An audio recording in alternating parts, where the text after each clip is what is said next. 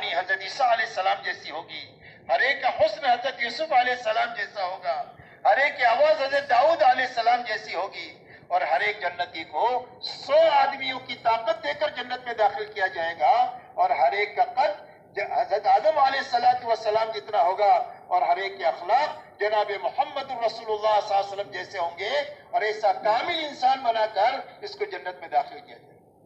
اس لیے میرے دوستو، دنیا خواہشات کی پوری کرنے کی جگہ نہیں ہے، ضرورت کی پوری کرنے کی جگہ ہے، اور ضرورت کے پورا کرنے میں حلال اور حرام کی رعایت کے ساتھ جینا، اور علماء پر اپنے کاموں کو پیش کرنا، چھوٹے بڑے کاموں کو علماء پر ہمارا کام یہ کرنے کا یہ طریقہ ہے، یہ حلال ہے حرام ہے، اس میں جائز ہے ناجائز ہے، ہر قسم کی ناجائز شکل کو اپنے کھانے کمانے کی لائنوں سے نکالنا، اس لیے کہ عبادت کی جان باقی اس وقت رہے گی جب زندگیوں میں حلال ہوگا، اور جب حرام زندگیوں میں آئے گا تو اس عبادت کی جان ختم ہو جائے گی۔ ایک اللہ والے فرماتے ہیں، میری دعوت کیا ایک نیک آدمی نے اس کا کھانا کھانے کے بعد کئی دنوں مجھے تہجد پڑھنے کا مزہ آیا، اور ایک غلط آدمی کے ہاں میری دعوت ہوئی، اس کا کھانا کھانے کے بعد کئی دنوں میرے اندر برائی کا اور زنا کا جذبہ ہوا، نعوذ باللہ۔ اس لیے میرے دوستو، حلال اور حرام کا اتنا زبردست اثر ہے زندگیوں میں۔ ایک اللہ والوں سے کہا گیا کہ آپ نے کتاب التقوی نہیں لکھی، فرمایا میں نے کتاب البیوع لکھا ہے، یہ کتاب التقوی ہے کہ کاروبار کیسے کرنا، یہ میں نے لکھا ہوں۔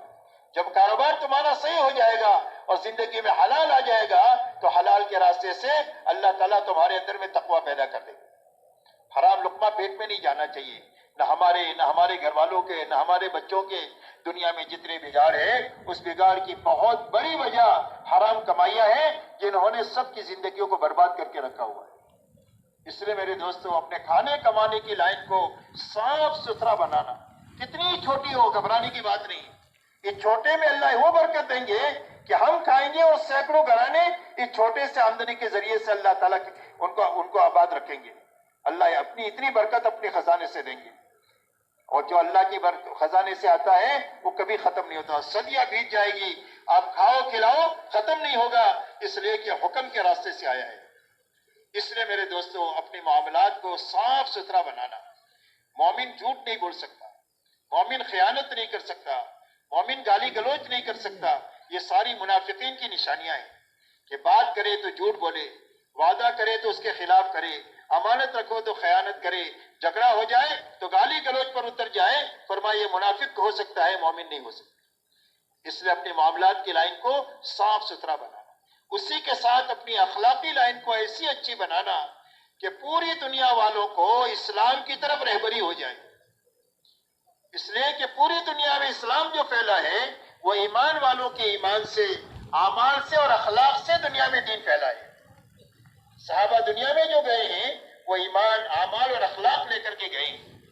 کئی ملکوں میں تجارت کے راستے سے اسلام پھیلا ہے کہ مسلمان تاجر گئے اور انہوں نے تجارت اسلام کے مطابق کیا، اور اس ملک میں دین پھیل گیا۔ تو مسلمانوں کی زندگی جو ہے دنیا میں اسلام کے پھیلنے کا ذریعہ بنے گی، اس میں کا سب سے بڑا سبب ہماری معاشرت ہے، ہمارے معاملات اور اخلاق ہے، اپنی ایمان اور عبادت کے ساتھ۔ اس لیے کہ ایمان دل میں ہوتا ہے، وہ نظر نہیں آتا۔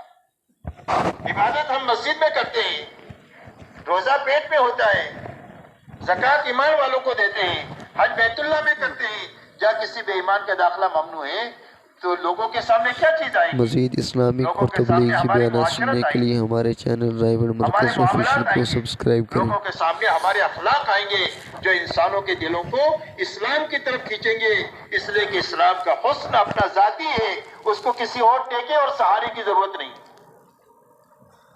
جب اسلام عملی طور پر زندگی میں زندہ ہو جائے گا اور حقیقت کے ساتھ زندہ ہو جائے گا تو دنیا میں لوگ اسلام کی طرف ایسے آئیں گے جیسے بھوکا کھانے کی طرف آتا ہے، پیاسا پانی کی طرف آتا ہے، دھوپ میں چلنے والا سائے کی طرف آتا ہے، ایسا ساری انسانیت دوڑ کر آئے گی، اور دنیا میں کوئی بھی پروپیگنڈا ان کو اسلام کی طرف آنے سے روک نہیں سکتا ہے، اس لیے کہ ساری انسانیت کے مسائل کا حل صرف اسلام میں ہے۔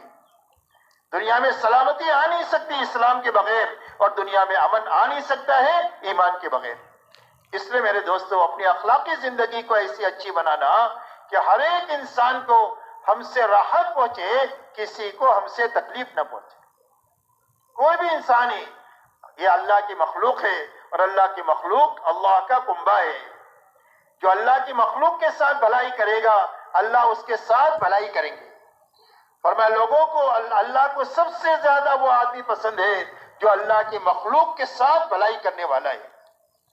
چاہے بے ایمان ہو، اگر بھوکا ہے اس کو ہم کھلائیں گے، کپڑے کا محتاج ہے کپڑا پہنائیں گے، بچے بڑے ہوئے اس کے بعد شادی کا انتظام نہیں ہے تو اس کی شادی کرا دیں گے اس کے بچوں کی۔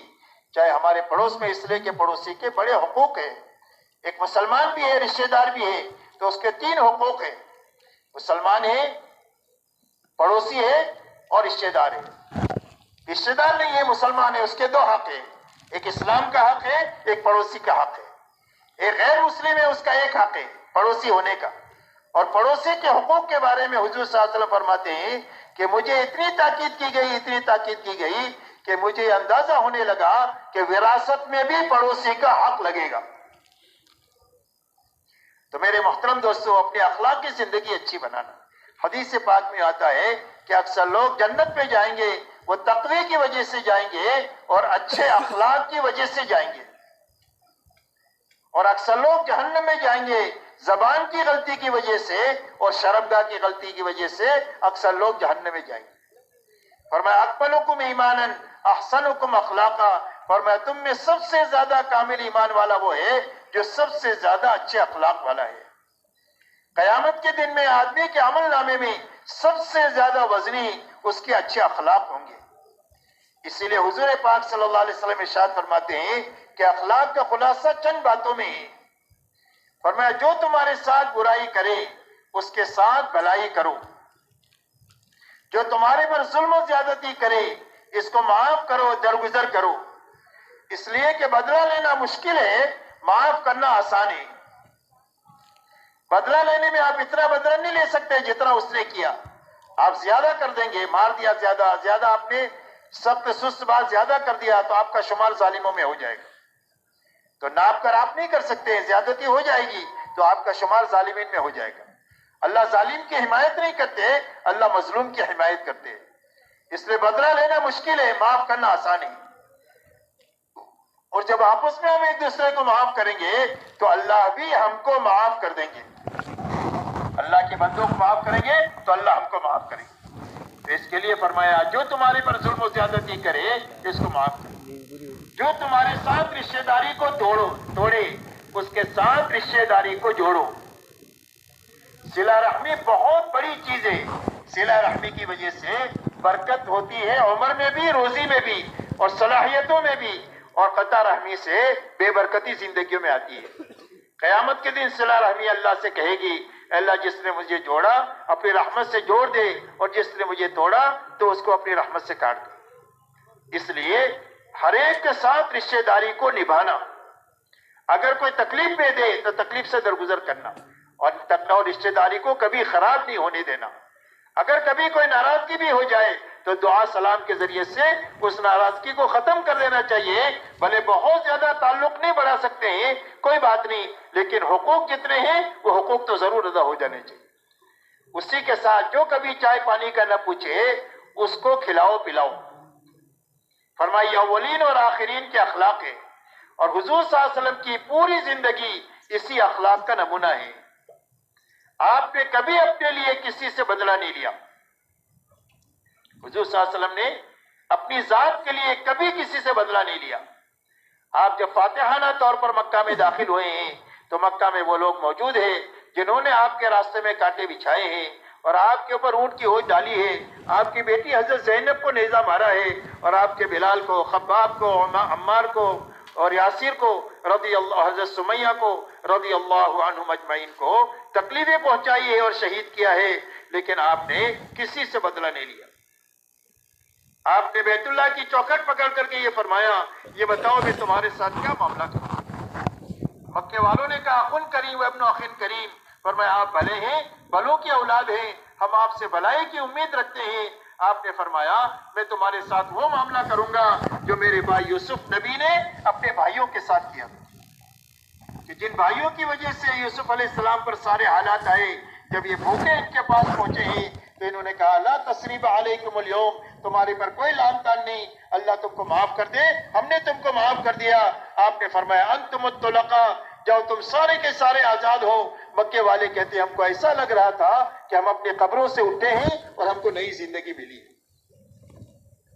اس لیے میرے محترم دوستو، یہ ایسی مبارک زندگی آپ لے کر کے آئے، جب یہ زندگی دنیا کے سامنے آئے گی تو دنیا خیر کی طرف آئے بغیر رہ نہیں سکتی ہے، اس لیے کہ انسانیت جس تباہی کی طرف جا رہی ہے اس تباہی سے بچنے کا کوئی راستہ نہیں ہے۔ اسی کے ساتھ میرے دوستو اپنی زندگی کا مقصد اللہ کو بنانا اور آخرت کو بنانا۔ اللہ نے ہم کو دنیا میں ملک و مال کے لیے پیدا ہی نہیں کیا، یہ ہماری ضرورت ہے، اور ملک و مال اللہ تعالیٰ دیں گے اور ایمان والوں کو دیں گے، لیکن میرے دوستو سب سے پہلے ایمان والوں میں استعداد پیدا ہونی چاہیے ملک و مال کو ہضم کرنے کی۔ جب تک ملک و مال کے ہضم کرنے کی استعداد نہیں پیدا ہوگی، اللہ تعالیٰ ملک و مال نہیں دیں گے، اور استعداد پیدا ہوگی تو اللہ تعالیٰ ملک اور مال کو سمیٹ کر کے دنیا میں ایمان والوں کو دنیا کے سیاہ اور سفید کا مالک بنائے۔ استعداد کے بغیر اللہ دیتے نہیں ہے۔ بچہ پیدا ہوتا ہے تو بچے کے میدان میں روٹی اور بوٹی ہضم کرنے کی استعداد نہیں ہوتی، اس کے معدے میں صرف دودھ ہضم کرنے کی استعداد ہوتی ہے۔ تو اللہ نے سارے اعضاء دے دیے، صرف دانت نہیں دیے، اس لیے کہ معدے میں استعداد نہیں، روٹی بوٹی کھا کر کے یہ حالات میں آ جائے گا، تو دانت نہیں دیتے۔ جب اندر میں استعداد پیدا ہونی شروع ہوتی ہے تو اللہ دانت نکالنا شروع کرتے ہیں، 1 2 3 4، استعداد مکمل ہو جاتی ہے، 32 دانت پورے ہو جاتے ہیں، زندگی بھر کھاتا پیتا رہتا ہے۔ پھر بڑھاپا آتا ہے تو بڑھاپے میں استعداد کمزور ہو جاتی ہے معدے کی، تو اللہ تعالیٰ دانت نکال دیتے ہیں، 1 2 3 4 ایسا نکلنا شروع ہوتے ہیں۔ لیکن کچھ لوگ ہوشیاری کر کے نئے دانت لگا دیتے ہیں، نقلی دانت، اور نقلی دانت لگانے کی وجہ سے ہمیشہ بیچارے پریشانی میں رہتے ہیں، اس لیے کہ استعداد ہے نہیں اور دانت مضبوط لگا لیے ہیں، اب جو چاہے وہ کھاتے رہتے ہیں۔ تو ایسا ہی میرے دوستو اللہ کا نظام یہ ہے کہ جب امت میں ملک و مال کو ہضم کرنے کی اور اس کو استعمال کرنے کی طاقت پیدا ہوگی تو اللہ تعالیٰ دنیا میں ایمان والوں کو ملک و مال دیں گے۔ اور جب استعداد پیدا ہوئی ہے صحابہ میں ملک و مال کو ہضم کرنے کی، اور ملک و مال کو ہضم کرنے کا راستہ کیا، اللہ نے قرآن میں فرمایا الذین ان مکناہم فی الارض اقاموا الصلاة وآتوا الزکاة وامروا بالمعروف ونہوا عن المنکر وللہ عاقبۃ الامور۔ اللہ فرماتے ہیں کہ جب اگر ہم ان کو طاقت دیں گے دنیا میں ملک اور مال کی، تو یہ کیا کریں گے؟ یہ لوگوں پر ظلم نہیں کریں گے، لوگوں پر ظلم و زیادتی نہیں کریں گے، بلکہ یہ نماز کو قائم کریں گے دنیا میں، اور یہ زکوٰۃ کو دنیا میں قائم کریں گے، اور یہ بھلائی کو دنیا میں عام کریں گے، اور یہ برائی کو دنیا سے ختم کریں گے۔ فرمایا طاقت دیں گے تو دنیا میں یہ کام کریں گے۔ جب صحابہ میں استعداد پیدا ہوئی ہے ملک و مال کو صحیح چلنے کی اور پوری دنیا میں اس سے صحیح کام لینے کی، تو آپ دیکھو اللہ تعالیٰ نے ایک چھوٹی سی اور کمزور جماعت کو دنیا کے سیاہ اور سفید کا مالک بنایا ہے، اور پوری دنیا کے بڑے حصے پر ایمان والوں نے انصاف کو، عدل کو اور لوگوں کے ساتھ خیرخواہی کو زندہ کیا ہے۔ آپ تاریخ جانتے ہیں کہ پوری دنیا میں ایک بادشاہ اپنے کوٹھے پر بیٹھ کر کہتا ہے کہ بادل کہیں بھی جا کر کے برس، تیرے پیداوار ہمارے خزانے میں آئے گی۔ لیکن جب استعداد کمزور ہو گئی تو آہستہ آہستہ وہ سارے دانت نکل گئے۔ اب میں نام نہیں لیتا کیا کیا نکل گیا۔ استعداد کمزور ہو گئی مسلمانوں میں اس ملک و مال کو صحیح چلانے کی، تو سارا نظام ہاتھ سے نکلتا چلا گیا۔ ابھی بھی جو شکلیں نظر آتی ہے وہ نقلی دانت کی ہے۔ اس لیے میرے محترم دوستو، جب استعداد پیدا ہوگی تو اللہ تعالیٰ دنیا کی ہر نعمت ہم کو دیں گے، آخرت کی نعمت بھی ہم دیں گے، کہ جس سے ہم اللہ کی رضا کو تلاش کریں گے، اپنی آخرت بنائیں گے۔ اس لیے کہ اللہ نے ہم کو آخرت کے لیے پیدا کیا ہے اور اللہ کی رضا کے ساتھ جینے اور مرنے کے لیے پیدا کیا ہے، کہ اپنی زندگی ایسی گزاریں کہ اللہ ہماری زندگی سے بھی راضی ہو، ہماری موت ایسی آئے کہ اللہ ہماری موت سے بھی راضی ہو، اللہ ہماری ملاقات کو پسند کریں اور ہم اللہ کے ملنے کو پسند کریں، ہماری زندگی ایسی اچھی گزرے کہ ہمارا ہر قدم ہماری آخرت کے بنانے کا ذریعہ بنے، آخرت کے اجاڑنے کا ذریعہ نہ بنے۔ اسی لیے حضور پاک صلی اللہ علیہ وسلم نے پوری امت کو آخرت کی بنیاد پر اٹھایا ہے۔ آپ نے کبھی امت کو ملک و مال کی بنیاد پر اٹھایا ہی نہیں۔ اسی لیے آپ جب اپنی دعوت مکہ کے بازاروں میں اور آپ مینا کی وادیوں میں جب آپ لوگوں کے سامنے اپنی دعوت کو پیش کر رہے ہیں، آپ یہ فرمانے ہیں من یؤوینی من ینصرنی حتی ابلغ رسالت ربی ولہ الجنہ، کہ کوئی ہے جو مجھے ٹھکانہ دے، آسرا دے، کوئی ہے جو میری مدد کرے تاکہ میں اللہ کا پیغام اس کے بندوں تک پہنچا دوں اور اس کے بدلے میں اسے جنت ملے گی۔ جب انصار مدینہ حضور صلی اللہ علیہ وسلم کے پاس آئے مینا کی وادی میں اور انہوں نے آپ سے سوال کیا الا ما نبایعک یا رسول اللہ، اللہ کے نبی آپ ہم سے کس چیز پر بیعت چاہتے ہیں؟ یعنی ہم آپ کا دامن تھامیں گے تو ہم کو کیا کام کرنا پڑے گا؟ تو آپ نے فرمایا تبایعونی علی السمع والطاعہ فی المنشط والمکرہ، فرمایا اس بات پر بیعت کرو کہ میری بات کو سنو گے اور مانو گے، تمہارا جی چاہے تو اور نہ چاہے تو، اس بات پر بیعت کرو۔ اس لیے کہ دل تو باولا ہوتا ہے، کبھی چاہتا ہے کبھی نہیں چاہتا، تو دل کے تابع ہو کر نہیں چلیں گے بلکہ حکم کے تابع ہو کر کے چلیں گے۔ تو میری بات کو سنو گے اور مانو گے، جی چاہے تو اور نہ چاہے تو۔ وَالنَّفْقَ فِي الْعُسْرِ وَالْيُسْرِ، دین کے لیے خرچ کرو گے، تنگی کی حالت ہوگی تو اور فراخی کی حالت ہوگی تو۔ وَعَلَى الْأَمْرِ بِالْمَعْرُوفِ وَالنَّهْيِ عَنِ الْمُنْكَرِ، اس بات پر بیعت کرو کہ بھلائی کا حکم دو گے اور برائی سے روکو گے اور دنیا میں خیر کو لانے کی محنت کرو گے۔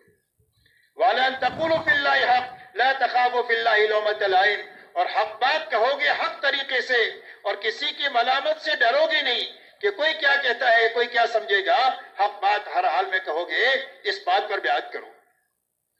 وَعَلَىٰ أَن تَمْنَعُونِي كَمَا تَمْنَعُونَ أَنفُسَكُمْ وَأَوْلَادَكُمْ وَأَزْوَاجَكُمْ، اور فرمایا کہ اور اس بات پر بیعت کرو کہ جب میں تمہاری دعوت پر مدینہ منورہ میں آ جاؤں تو میری حفاظت کے لیے وہ تمام وسائل اختیار کرو گے کہ جن وسائل سے تم اپنی عورتوں کے اور بچوں کے اور اپنے خاندانوں کی حفاظت کرتے ہو۔ تو صحابہ نے کہا کہ اللہ کے نبی آپ کی یہ شرائط اگر ہم پورے کر دیں تو آپ ہم کو کیا ملے گا؟